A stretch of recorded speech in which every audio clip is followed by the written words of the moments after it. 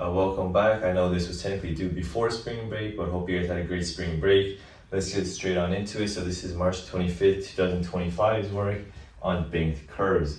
And so you know how in a race like NASCAR, I think it is NASCAR, where they have race cars race around in a circle, but then the surface that they're on, it's on an incline, so it's a banked curve. And so in our situation, or the scenario that we're setting up, the degree is going to be 31 degrees. The radius of this curve is 316 meters. And then obviously we know that gravity is at 9.81 meters per second. But what we're trying to find is, in a frictionless surface, what is the minimum speed or the minimum velocity in which the cars need to be traveling to be going around in a circle without falling or going up.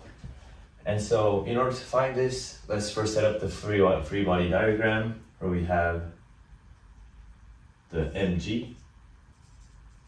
And the way we set up this free body diagram is going to be a little different, or the way we split it up into components is going to be a little bit different from the ways that we've been doing it previously. And so up until now, what we've been doing is the same. You know, you have your mg straight pointing down at Earth and the normal force perpendicular to the surface.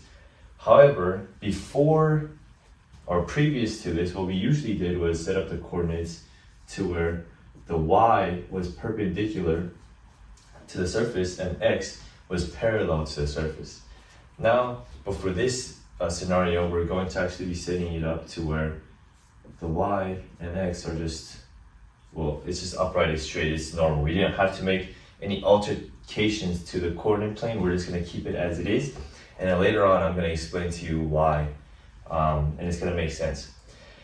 And so essentially what we need to find is the velocity. Well, how are we going to find the velocity given the radius, given the degrees? Well, we can use the centripetal force. Since the object is moving in a circle, we know that there's going to be a centripetal force acting upon the object.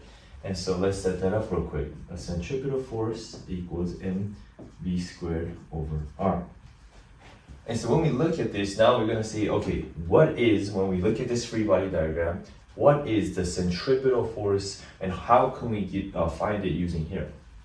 And so now I'm kind of going to explain to you why we use this coordinate plane.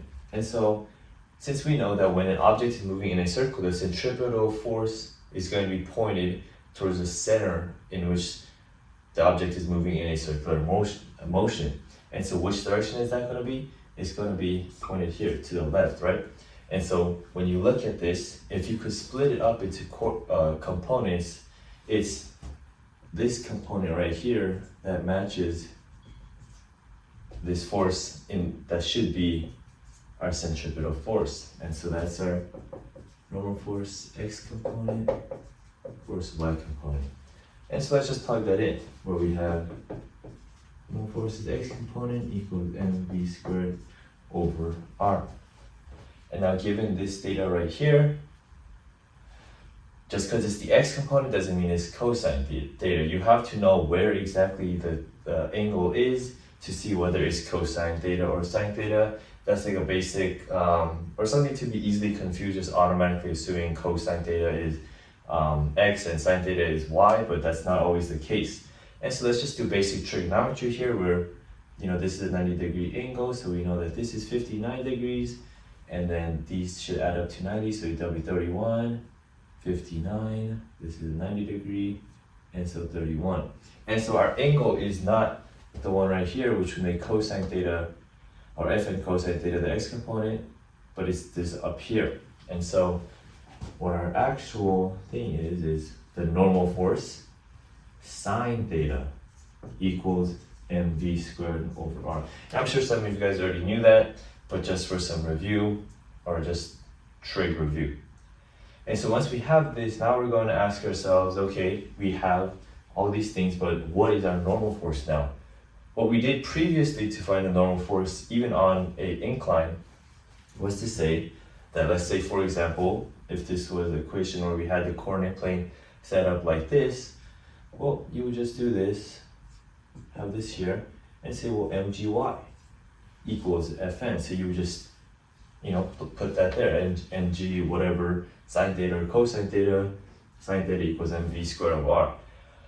Unfortunately, the reason we aren't able to do that is because we set up the coordinate plane to where it's upright. We can't mix and match coordinate planes where for some portion it's upright and for some portion it's what we have in this right here. Once we set our coordinate planes, that's what we gotta work with. And so we're not able to say the normal force equals mgy. Instead, what we can do is we look at right here and we say, okay, mg sine is in a vertical direction, it's pointing downwards in a vertical direction. What component of the normal force is a y component? It's vertical, but points upwards to cancel out essentially that force. You look at right here and it's the y component of that normal force. And so let's set it up here where the normal force of y equals mg. And so now that we know that information, Fn cosine theta, right, because our angle is the one up top, equals mg. So Fn equals mg over cosine theta. And so now that we have the normal force, we can plug this straight right out in here, mg over cosine theta, or sine theta, sorry, equals mv squared over r. And then we just simplify it down, but we can cancel out the masses. G sine theta over cosine theta equals v squared over r. So now that when we're here, we know that sine theta over cosine theta, using trig, is just tan theta equal v squared over r.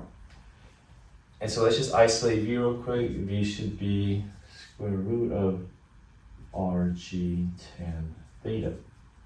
And so now all that we gotta do now is just plug the given values that we have. So the radius being 316, gravity being 9.81, and tan 31 degrees. And if you put it into your calculator, you should get roughly 43 meters per second. And so this is, I guess, a different way of approaching what we previously had, where we switched up the coordinate planes, but now this time, instead of switching up the coordinate planes, we kept it upright, used actually the components of the normal force instead of mg to find our answer of 43 meters per second. And so hopefully this was helpful for you guys. And so that's all I have for you guys today. Hope you guys had a great spring break, and let's get greedy and let's work hard this semester. Let's all get our A's, and I'm sure this or something like this will be on the test, so make sure you guys understand what you guys are doing. And yeah, that's all I have. Thank you.